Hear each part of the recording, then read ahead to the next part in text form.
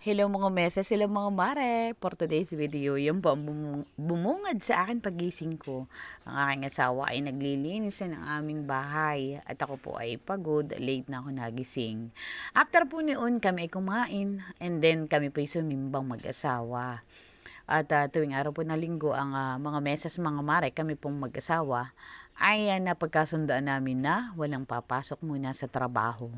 Sabi nga ay bibigay namin yung aming atensyon sa aming bunsong anak at saka syempre magkaroon man lang kami ng banding. At ayan, after nga po namin sumimba ay naisipan naming tibain yung aming saging. At medyo mataba na ay hindi namin napapag-ukulan ng pansin dahil kami nga po ay laging busy. At alam niyo mga meses, mga mare, hindi naman pwede ang basta nasa bahay na lamang at tatamad-tamad. Dahil uulitin ko po, kami po ay may pinapaaral at sa awa ng Diyos ay graduating na po ang aming Stephanie. Siya po graduating na ng college mga meses, mga mare. At nakakatuwa po na sa pamagitan po ng paglilinis ko ng kuko, pagmamanicure ay at sa pamagitan ng pagko-construction ng aking asawa, ay kami nakapagpaaral ng mga anak. O di po baga, yung pong panganay namin ay may maganda na ring trabaho.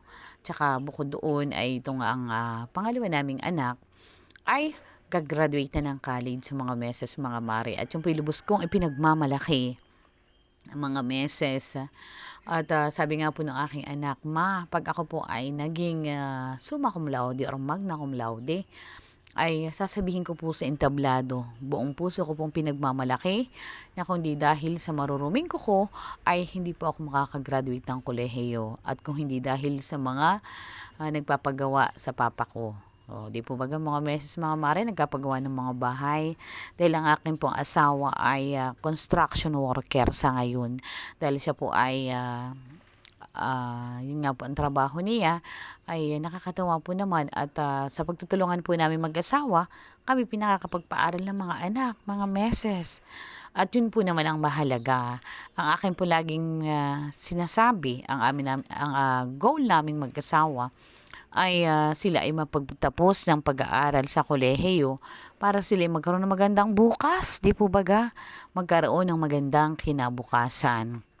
At yan nga po mga meses, mga mare, ay yung nakikita ninyong video na iyan. Ganyan po ang aming ginagawa tuwing araw ng linggo.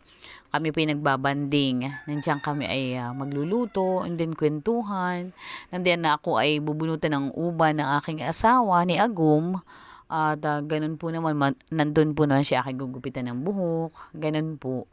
Kami tulong sa pagluluto. At si anak naman, di syempre, banding kaming mag-anak. Kami po yung napakasarap po bagang kumain ng sabay-sabay. Di po baga, mga meses, mga mare. At matilig po ang aking kwento, mga meses, mga mare. Ay sa totoo lamang po, kami pong mag-asawa ay nagpakasal.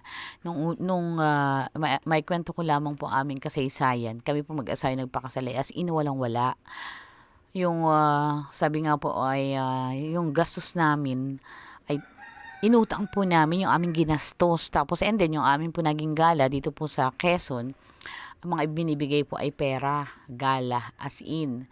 Ang ginawa po namin ay pinagbayad namin minatirang 1,500. And then sa kagusto ng asawa ko na ayaw niyang makipisan, yung po bang makitira sa bahay namin, ay siya po naman ay walang bahay dahil siya po ay uli lang lubos na. And then yun nga po mga meses, mga mare, hindi kami po ay nakitira doon po sa maliit na bahay dito po sa taga rito rin sa amin. And then kami po ay after 1 month nagtayo kami ng maliit na bahay kubo, kaming mag-asawa. At and then pagkatapos po na yun, sabi ko mag-ipon tayo, hindi habang buhay na ganito na lamang. Ay kami piwalan sariling lupa. Sabi ko, unahin natin ipambili ng lupa. And then kami nga pinakaipong mag-asawa hanggang sa talaga pong sinadya namin makapagpundar ng sariling lupa, lote, na pagtitirikan ng bahay, pagtatayuan ng bahay. At yun nga po mga meses, mga mare, kami po sa awa ng Diyos sa kabili ng 200 square meter. At after po noon, sabi ko kinakailangan bago mag-aral si Stephanie, at tayo ay nakaipon ng pera at nakapagpabahay na. Then nagpabahay nga po kami hanggang sa ngayon ay hindi pa po tapos. Unti-unti lang utay-utay. Dahil sa katunayan nga po, unti-unti ang tagpo dito sa amin ay utay-utay. Sa katunayan po ay sabi ko ay dapat pag-aaral niya ay kahit papaano tayo nakalipat na ng bahay. At kami nga po sobrang sikip doon sa bahay namin. At yun nga po, sawa po ng may kapal, kami po ay meron ng maayos-ayos ng konti ang bahay, hindi yung kagaya nung dati na pag nagkakaroon ng bagyo kami nakakituloy sa barangay hall dahil kaunting pagkakamali ay yung bahay namin ay magigiba, masisira. Ay di yun nga po mga meses mga mare.